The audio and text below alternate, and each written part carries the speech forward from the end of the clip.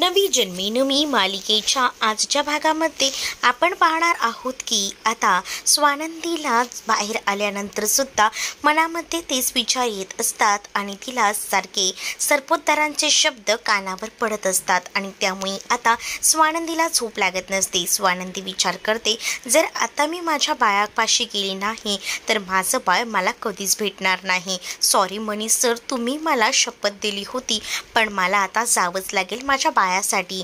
असं बोलून स्वानंदी आता आउट हाऊसमधनं बाहेर निघते आणि तिला आता बंगल्यामध्ये एंटर करायचं असतो।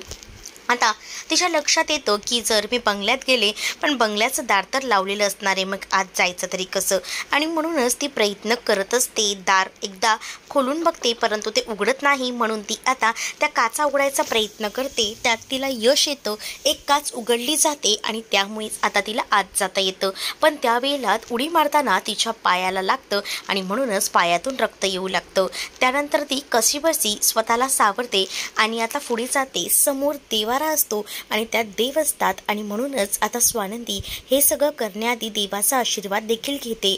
देवाला हात जोडून विनंती करत म्हणत असते की काही झालं तरी आज मला माझ्या बाळाला मिळवायचं आहे आणि त्यामध्ये मला तू यश दे। आता स्वानंदी ही बाहेर पडलेली असते आणि स्वानंदी आता रूमकडे जाते। रूममध्ये जाऊन बघते तर आता तिला तिचं बाळ दिसत नाही आणि म्हणूनच ती विचार करते की माझं बाळ गेलं तरी कुठे, शालिनी मॅडमने कुठे ठेवलं असेल। त्यानंतर तिच्या लक्षात येतं की त्याच्या आया आहेत त्यांच्याकडे तर असेल का माझं बाळ, नक्कीच तिथे असेल आणि म्हणूनच आता कोणताही विचार न करता स्वानंदी लगेचच तिकडे जाते। स्वानंदी जेव्हा आता तिकडे जाते त्यावेळेला आता दबक्या पावलाने जात असते जेणेकरून कोणालाही काही समजायला नको। त्यानंतर स्वानंदी त्या आयाच्या रूममध्ये पोहोचते तर त्या झोपलेल्या असतात आणि बाजूला बाळ रडत असतं, तरी सुद्धा त्यांना काही जाग नसते। स्वानंदी आता तिथे पोहोचलेली असताना बाळ तिला बघून अजूनच रडू लागतं। त्यावर बाळाला ती शांत करत असते आणि म्हणत असते की बाळा थांब, तुझी आई आली आहे ना, आता तुला काही त्रास होणार नाही आणि बाळाला शांत होण्यास सांगत असते। त्यावर बाळ देखील आता तिच्याकडे पाहत राहतं। बाळाला आता ती आपल्या कुशीत घेते आणि हळूच आता ती पाहते त्या रूपाताई झोपल्या आहेत का। त्यानंतर ती आता आपल्या बाळाला आपल्या कुशीत घेते आणि त्याला शांत करत असते आणि हळूच आता तिकडनं जायला निघते। बाहेर पडल्यानंतर आता तिथे खूप जास्त अंधार असतो आणि तेवढ्यातच तिला आवाज येतो।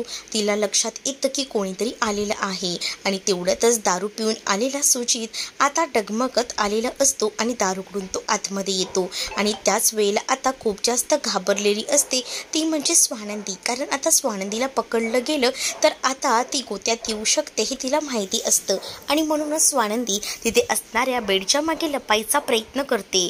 तर आता मात्र इथे सुजितला कळलेलं असतं की नक्कीच घरात कोणीतरी आलेलं आहे आणि म्हणूनच तो इकडे तिकडे कोणी आहे का असं म्हणून ओरडत असतो, पण त्याला आता कोणी दिसत नसतं, पण त्याला नक्कीच शक्यता असते की घरात कोणीतरी आहे, म्हणूनच तो शोधायचा प्रयत्न करतो। स्वानंदी आता डायनिंग टेबलच्या चेअरच्या इथे लपलेली असते आणि त्याच वेळेला डायनिंग टेबलच्या इथेच आता सुजित तिला शोधत शोधत फिरत असतो। सुजित म्हणत असतो मला माहिती आहे कोणीतरी आलेलं आहे आणि त्याच्या हातात आता चाकू सुद्धा असतो। स्वानंदी आता लगबगीने वर जाते आणि त्यानंतर आता स्वानंदीला काही झालं तरी तिकडनं पळायचं असतं, तिला सुजितच्या तावडीत सापडायचं नसतं।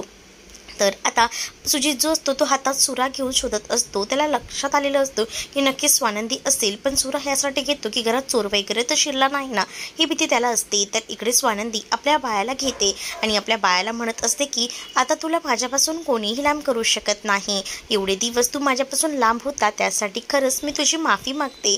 आणि असं बोलून स्वानंदी आता त्या बंगल्याच्या छतावरनं हळूहळू उतरायचा प्रयत्न करत असते। तिला आता काही झालं तरी आपलं बाळ आणि आपण सुरक्षित असायला हवं असंच वाटत असतं। तर इकडे मात्र आता सुजित इकडे तिकडे स्वानंदीला शोधत असतानाच त्याला आता एक पैंजण सापडतं आणि ते पैंजण बघून त्याला असं वाटतं की घरात चोर शिरले आहेत। तेवढ्यातच तो आपल्या बाबांना हाक मारतो तर आता सरपोतदार साहेब आणि शालिनी तिथे येतात। त्याच वेळेला आता त्याला विचारतात इतक्या रात्री काय झाले, तू पिऊन आला आहेस ना, तर त्यावेळेला तो म्हणत असतो की आपल्या घरात कोणीतरी शिरलं आहे म्हणूनच मी माझ्या सेफ्टीसाठी हे बघा चाकू घेऊन सगळीकडे बघतोय, पण मला ना हे पैंजण सापडलं, नक्कीच आपल्या घरामध्ये चोरी झालेली दिसते, म्हणून तो चोर पैंजण सोडून इथे गेलाय बघा. आणि त्याच वेळेला आता इथे सरपोतदार आणि त्याचसोबत शालिनी ते पैंजण बघते. त्याच वेळेला सरपोतदारांच्या ते पैंजण बघून लक्षात येतं की नक्कीच हे पैंजण जे आहे ते स्वानंदीचं असणार आहे. आणि ते विचारू लागतात की अर्जुन कुठे आहे, अर्जुन आहे ना रूममध्ये. त्यावर आता शालिनी म्हणत असते की तुम्ही असं काय म्हणताय, अर्जुन त्या रुपाली ताईंकडेच आहेत, ते सांभाळत आहेत. परंतु आता लगेचच सरपोतदार तिकडे जायला निघतात. तर इकडे मात्र स्वानंदी आता बाळाला घेऊन आउट हाऊसमध्ये आलेली असते आणि ती मणीला आणि त्याचसोबत वॉर्डन मॅडमला लास्ट भेटते. आणि ती बघत असते की दोघंही जण झोपलेली आहेत. आणि ती आता मणीकडे बघून बोलते की मणी सर, तुम्ही मला सांगितलं होतं बंगल्यात जायचं नाही, पण माझ्या बाळाशिवाय माझं दुसरं कोणीसुद्धा नाही आहे. त्यामुळे माझ्या बाळाचं रक्षण करणं माझं कर्तव्य आहे. माझ्यासाठी आता माझं बाळ जास्त महत्त्वाचं आहे.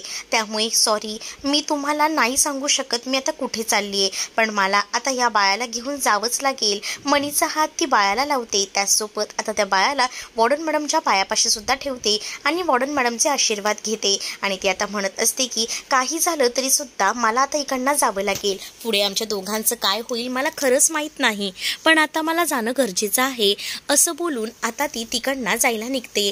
तर इकडे मात्र मणी आणि वॉर्डन मॅडम दोघंही जण शांत झोपलेले असतात.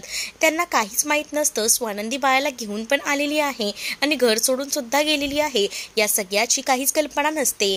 तर इकडे मात्र त्या रूपाताई झोपलेले असताना तिकडे शालिनी येते आणि रूपाताईंना म्हणत असते की अर्जुन कुठे आहे, झोपा कधीच्या काढतायत. तेव्हा रूपाताई म्हणते काय झालं, इथेच तर होता अर्जुन. आता अर्जुन गायब झाल्यामुळे रूपाताईंना सुद्धा टेन्शन येतं. तर आता शालिनी म्हणत असते की तुम्हाला मी आधीच सांगितलं होतं अर्जुनवर लक्ष ठेवा, पण तुम्ही ठेवलात नाही. तुमचं हे काय काम आहे, तुम्हाला कामावर मी कशाला ठेवले, त्याच्यावर लक्ष ठेवायला ना. त्याच वेळेला नक्कीच स्वानंदीने या बाळाला घेतलं असेल असा प्रश्न लगेच सुजित करू लागतो. आता इथे स्वानंदीला काही झालं तरी बाळाला घेऊन त्या बंगल्याच्या बाहेर पडायचं असतं, पण समोर वॉचमॅन उभा असतो. जर वॉचमॅननी आपल्याला पाहिलं तर खूप मोठा प्रॉब्लेम होऊ शकतो. वॉचमॅन लगेचच सगळ्यांना सांगेल मी बाळाला बाहेर घेऊन गेले येते. म्हणूनच वॉचमॅनची नजर चुकवून आता स्वानंदीला बाहेर पडायचं असतं आणि म्हणूनच स्वानंदी आता वॉचमॅनची नजर चुकवून बाहेर पडायचा प्रयत्न करत असते. त्याच वेळेला आता स्वानंदी तिकडे असणारं एक उमराचं फळ त्या गाडीवर फेकते. त्यामुळे गाडीचा आवाज येऊ लागतो आणि वॉचमॅन जो आहे तो खाली वागतो. वॉचमॅन इकडे तिकडे पाहतो कोणी आलंय का, आणि त्याच वेळेला वॉचमॅनची नजर खाली असते. हे मात्र स्वानंदीला दिसतं. म्हणूनच स्वानंदीच्या लक्षात येतं वॉचमॅन जोपर्यंत बघत आहे तोपर्यंत आपण बाळाला घेऊन इकडनं पळूया. इकडे मात्र आता वॉर्डन मॅडम आणि त्याचसोबत मणीला जाग येते, कारण दार वाजलेलं असतं. आणि आता त्या दोघांनाही तिथे स्वानंदी दिसत नाही. स्वानंदी कुठे गेली आहे हा प्रश्न दोघांनाही पडलेला असतो. तेवढ्यात तिथे सरपोतदार, शालिनी आणि त्याचसोबत सुजित देखील आलेला असतो. आणि ते दोघंही जण आता येऊन तिथे मात्र आता जोरजोरात बोंबलू लागतात आणि म्हणत असतात की काय चाललेलं आहे हे नेमकं, कुठे आहे ती स्वानंदी. त्यावर स्वानंदी कुठे गेली आम्हाला सुद्धा माहीत नाही असं मणी आणि त्याचसोबत वॉर्डन मॅडम बोलत असतात. परंतु सरपोतदार आणि त्याचसोबत शालिनी भयंकर चिडलेली असते आणि म्हणत असते की नक्कीच या स्वानंदीने बाळाला गायब केलेले, स्वानंदी कुठेही नाही आहे. त्यावर आता मणी सुद्धा स्वानंदीला किचनमध्ये वगैरे शोधायला जातो, पण मणीला स्वानंदी घरात कुठेही सापडत नाही. त्यामुळे त्याला सुद्धा टेन्शन येतं. तर इकडे मात्र आता सुजित खूप जास्त संतापलेला असतो आणि तो काही माणसांना कॉल करून बोलतो की स्वानंदी जर कुठेही सापडली तर तिच्या हातात ते बाळ काढून घ्यायचं आणि तिला जागीच मारून टाकायचं. हे शब्द आता मणीच्या कानावर पडतात. मणीला हे सगळं ऐकून धक्का बसतो आणि वॉर्डन मॅडमना सुद्धा हे सगळं ऐकून धक्का बसतो. त्यावर आता मणी सांगू लागतो वॉर्डन मॅडमना काही झालं तरी आई मला आधी आपल्या स्वानंदीला शोधायला हवं, स्वानंदीचा जीव धोक्यात आहे, कोणत्याही परिस्थितीत मी आता त्यांना घेऊन येतो असं बोलून आता मणी घराच्या बाहेर पडतो. आता मणीला स्वानंदी भेटेल का किंवा स्वानंदी सुखरूप असेल का बाळासकट हे पाहणं तितकंच इंटरेस्टिंग असणार आहे. तुम्ही जर आपल्या चॅनलवर नवीन असाल तर चॅनलला नक्कीच सबस्क्राईब करा.